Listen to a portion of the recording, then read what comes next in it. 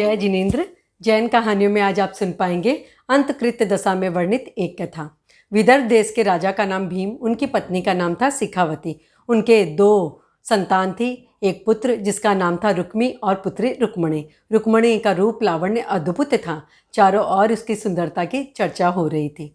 इधर नारद मुनि सत्यभामा के अभिमान को भंग करने के लिए एक कन्या की तलाश कर रहे थे। कन्या ऐसी हो जो कृष्ण के लिए उपयुक्त हो। तभी उनकी दृष्टि पड़ती है रुक्मणी पे और नारद जी को मिल जाती है रुक्मणी।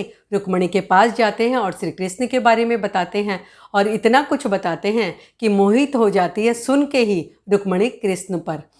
श्री कृष्ण के पास जाते हैं रुक्मणी का एक चित्र लेकर और कृष्ण को बताते हैं रुक्मणी के रूप लावण्य के बारे में। कृष्ण भी चाहते हैं कि रुक्मणी से वे विवाह करें, सिर्फ नारद मुनि के कहने पर। रुक्मणी से नारद मुनि कह कर जाते हैं, यदि तुम थोड़ा भी संकेत दो तो श्री कृष्ण तुम्हें ग्रहण करने के लिए, तुम्हें अपनाने के लिए आ जाएंगे। समय बीतने लगता है। इधर में राजा भीम का पुत्र रुक्मी, जो कि रुक्मणी का भाई था, उसने अपने पिता और बहन की इच्छा के विरुद्ध चंदेरी नरेश शिशुपाल से रुक्मणी का संबंध तय कर दिया, रिश्ता तय कर दिया। और उनके निमंत्रण पर चंदेरी नरेश शिशुपाल बारात लेकर पहुंच जाते हैं उनके नगर में। रुक्मी ने नगर को छावनी बना दिया था कि कोई विवाह में कोई भी विघ्न बाधा न आ जाए। रुक्मणी ने एक संदेश भेजा अपने एक पुरोहित, कुशल पुरोहित के साथ में श्री कृष्ण को। कृष्ण संदेश पाकर रुक्मणी को बचाने के लिए, उसे अपनाने के लिए पहुंच जाते हैं अपने भाई बलभद्र के साथ उनके नगर में और नगर के बाहर एक उद्यान में रुकते हैं। प्रमुद नाम का उद्यान था और दूसरे दिन रुक्मणी अपनी बुआ के साथ कामदेव की पूजा करने के लिए उसी प्रमुद उद्यान में जाती हैं। वहाँ पे श्री कृष्ण उसे मिल जाते हैं और श्री कृष्ण रुक्मणी को देखकर एकदम मोहित हो जाते हैं, अपने साथ ले जाने का निश्चय कर लेते हैं। इधर में श्री कृष्ण ने शंखनाद के द्वारा नारद मुनि को ये सूचना दे दी थी। जैसे ही शंखनाद होता है तो रुक्मी को कुछ आभास होता है कि कुछ गड़बड़ हुई है और वे रुक्मणी का पता लगाते हैं तो पता चलता है श्री कृष्ण रुक्मणी को लेने के लिए पहुंच चुके हैं।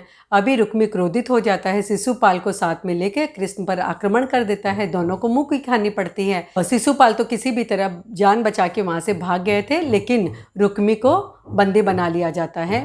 रुक्मणी को अपने भाई पे दया आती है, कृष्ण को कहकर वे उन्हें छुड़ा देती है और कृष्ण रुक्मणी को लेकर वहां से चले जाते हैं। उन दोनों का विवाह हो जाता है। रुक्मणी बनती है श्री हरि की पटरानी। कालांतर में रुक्मणी ने एक पुत्र को जन्म दिया जिसका नाम रखा गया प्रद्युम्न कुमार। द्वारिका दहन के बाद में कृष्ण की बहुत सी पत्नियों ने संसार से विरक्त होकर दीक्षा ग्रहण की। रुक्मणी ने भी द्वारिका दहन के बाद में राजमती के पास में दीक्षा ग्रहण की। श्री कृष्ण और रुक्मणी का वर्णन जैन शास्त्रों में इस प्रकार मिलता है कि उन्होंने अपने अंतिम समय में संयम से अपने जीवन को पूर्ण किया और केवल ज्ञान को भी प्राप्त किया। ये थी कहानी रुक्मणी की, जो कि आपने सुनी। जय जिनेंद्र। जैन धर्म की रोचक जानकारियों के लिए देखते रहिए जैन कहानियाँ।